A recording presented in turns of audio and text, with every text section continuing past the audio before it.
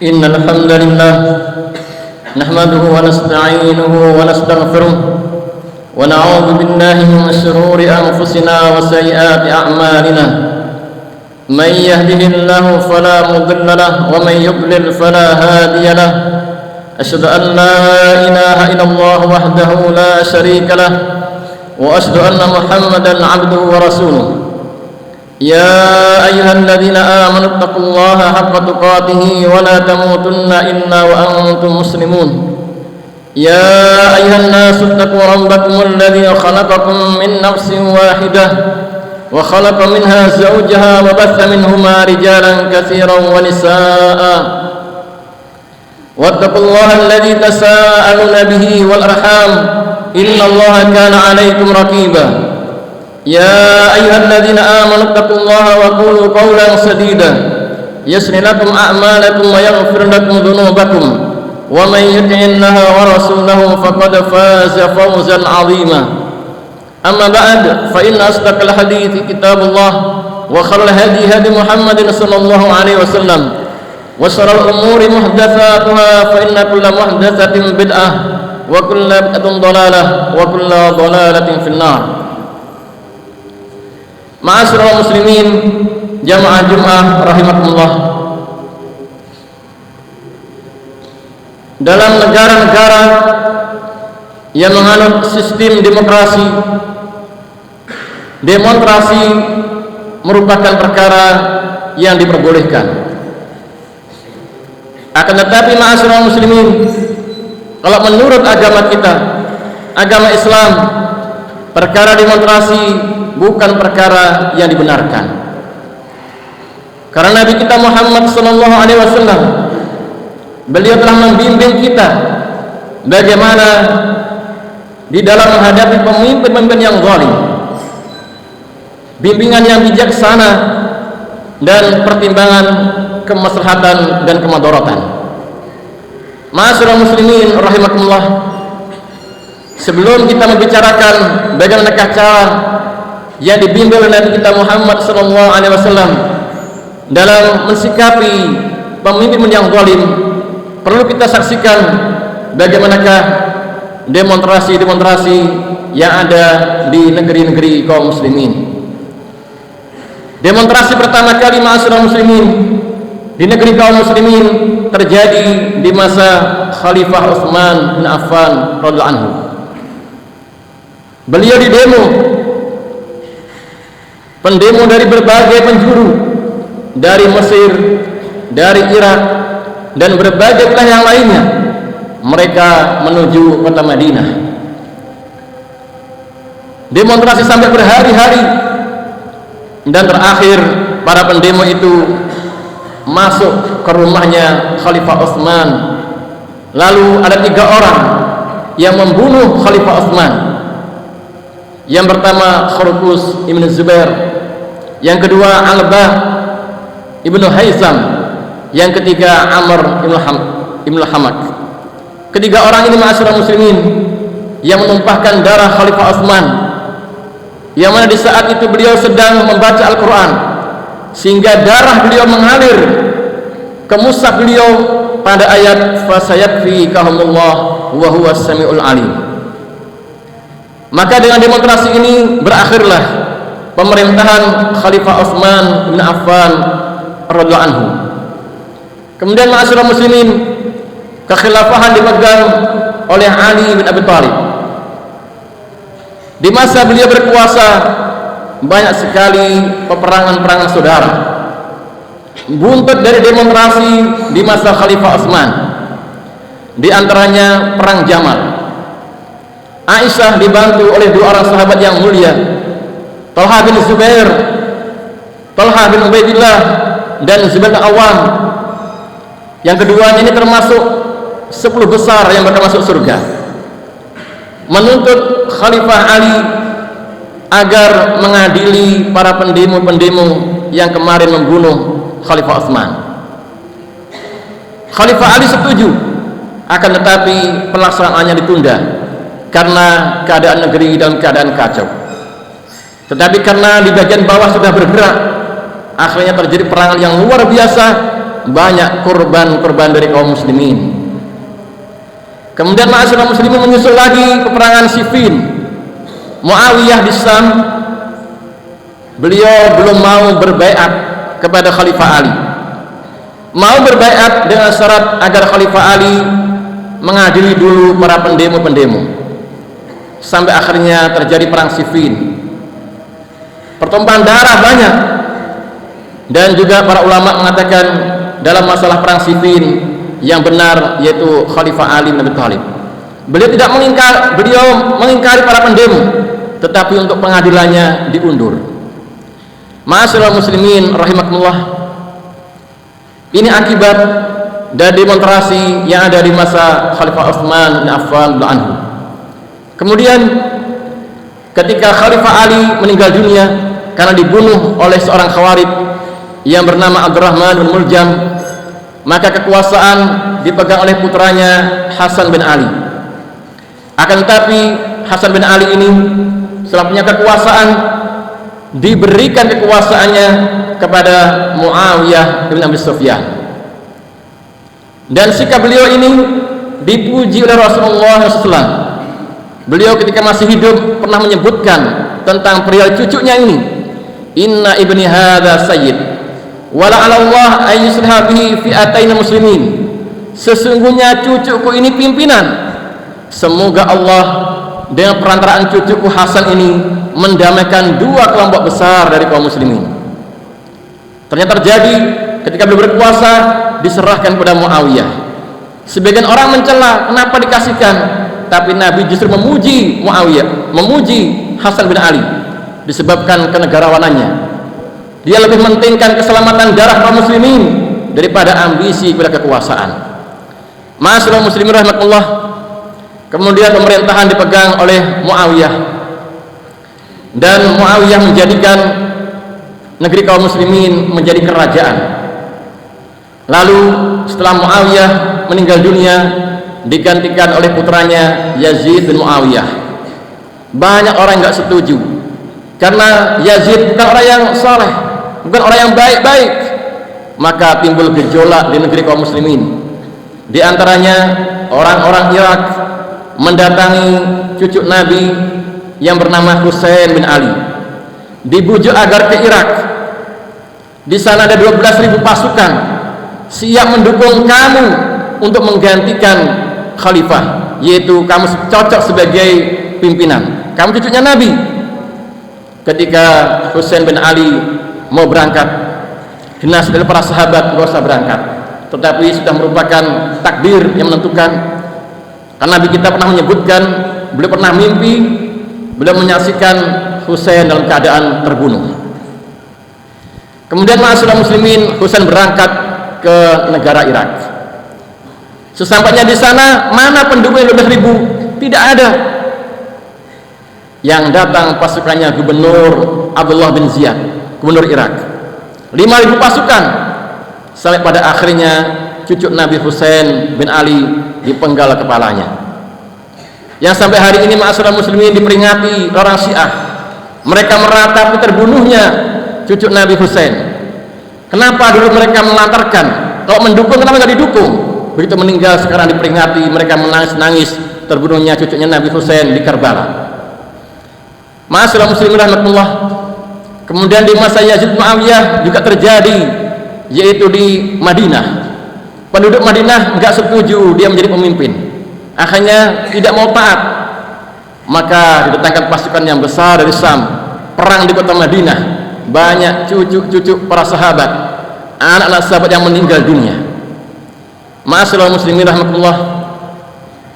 Selanjutnya di masa Bani Umayyah ada seorang pimpinan yang bernama Abdul Malik ibn Marwan yang punya gubernur yang namanya Al-Hajjaj di Irak, yang terkenal sangat kejam.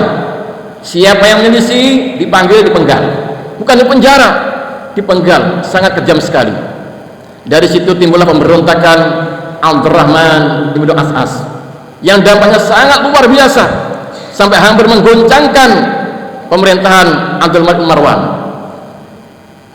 Ma'asyiral muslimin rahmatullah, di saat itu disebutkan dalam sejarah yang terbunuh ada 100.000, jumlah yang sangat besar masa itu dibandingkan dengan masa sekarang ini. Ma'asyiral muslimin rahimakumullah. Kemudian kalau kita melihat di masa-masa sekarang ini juga demikian. Di negeri kita di saat masa Orde Baru menuju reformasi terjadi demo besar-besaran. Setelah yang berkuasa jatuh, apa yang terjadi ma'asyiral muslimin? Pertumpahan darah di wilayah Indonesia Timur. Kaum muslimin dibantai, mereka pengen memisahkan diri dari negara Indonesia. Di Ambon, di Ternate, Tidore, Halmahera, di Papua, di Kupang dan lain sebagainya. Bahkan lepas negara, bagian negara itu timur-timur dari negeri Indonesia, disebabkan negara dalam keadaan lemah. Kemudian di Jawa ini ma'asyiral muslimin muncul ninja-ninja masa itu. Orang ketakutan, para kiai-kiai dibunuh, kampung kamu pada berjaga-jaga. Ini keadaan ketika goncang keadaan sebuah negara. Kemudian kita lihat ma'asyiral muslimin di negara-negara Arab, disebut di sana masa musim semi. Ternyata gejolak bangsa-bangsa Arab ingin mendemo penguasanya. Di Libya misalnya, Muammar Gaddafi didemo dan dia tidak mau turun dari jabatannya, mempertahankan sampai titik darah penghabisan, sampai akhirnya perang luar biasa. Para pendemo didukung oleh NATO, sampai akhirnya presidennya dibunuh oleh rakyatnya sendiri. Kemudian di Yaman ma'asyiral muslimin, penguasanya Ali Abdullah Saleh didemo.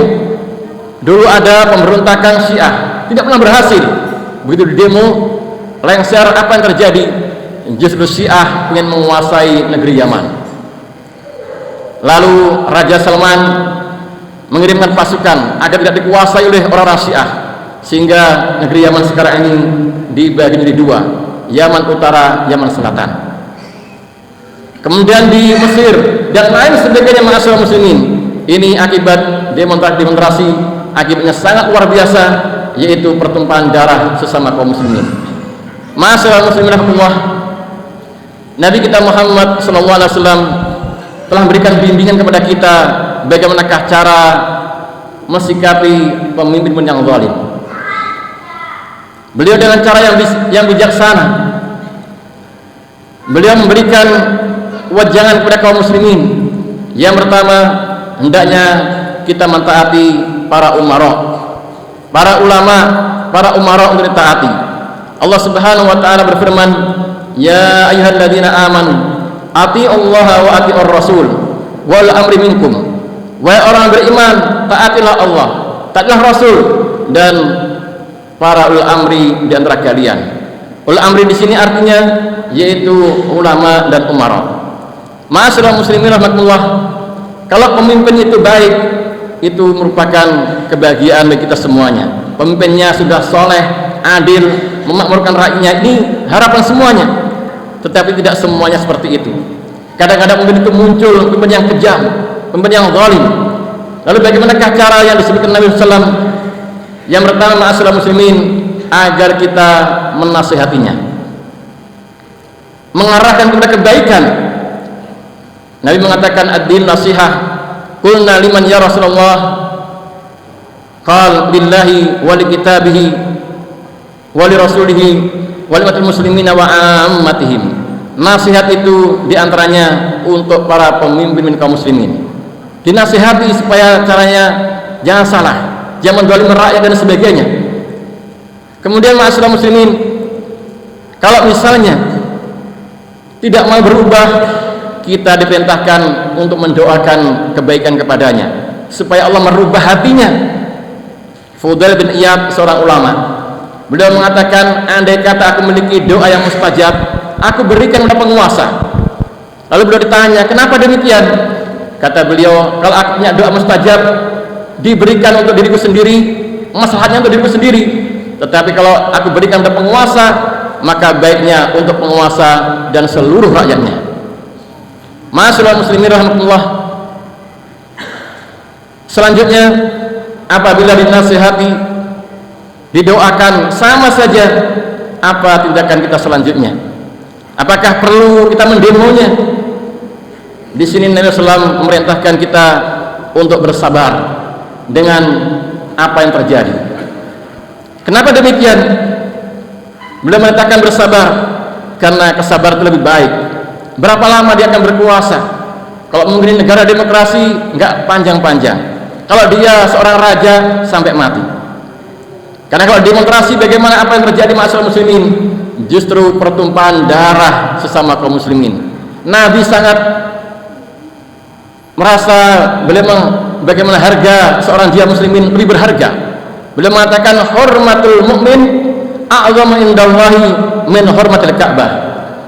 Kesucian darah seorang mukmin lebih berharga dari sisi Allah daripada kehormatan Ka'bah.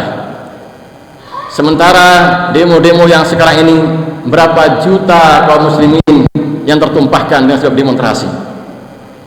Belum lagi masalah muslimin, yaitu kehancuran negara, pembangunan hancur, gedung-gedung hancur, jalan-jalan hancur.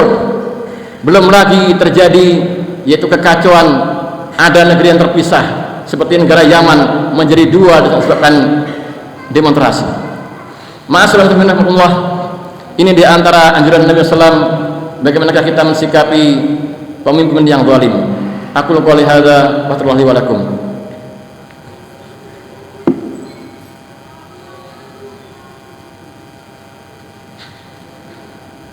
Alhamdulillahirabbil alamin wal 'aqibatu lil muttaqin wala 'udwana illa 'alal zalimin.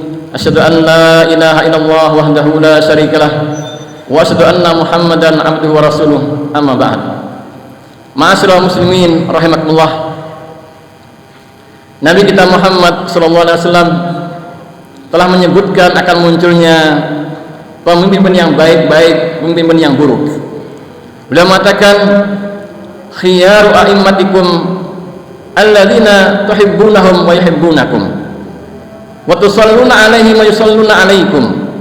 Sebaik-baik pemimpin itu adalah yang kalian cintai dan pemimpin itu cinta sama kalian. Kalian doakan kebaikan kepada mereka, pemimpin juga mendoakan kebaikan untuk kalian. Wa sirari a'immatikum, dan sejelek pemimpin kalian adalah alladzina tubghidunahum, yang kalian benci kepada mereka, wa yubghidunakum, dan mereka juga benci sama kalian. Wa tal'anunahum wa yal'anunakum, kalian laknati mereka, mereka juga melaknati kalian. Maka sahabat bertanya, afala nabiduhum ya Rasulullah? Wahai Rasulullah, apa kita enggak perangi saja pemimpin seperti ini? Kata Nabi, lah, jangan. Ma aqamu fikumus shalah, selama mereka masih melaksanakan salat. Di sini ma'asyiral muslimin, titik terakhir kapan kaum muslimin boleh menggulingkan, boleh mengkudeta, yaitu selama mereka masih salat dilarang. Dalam hadis yang lain, tidak boleh kita menggulingkan penguasa illa an tarau kufran bawahan indakum minallahi burhan. Dilarang menggulingkan penguasa kecuali engkau menyaksikan yaitu kekafiran yang nyata, yang kamu punya bukti di sisi Allah SWT.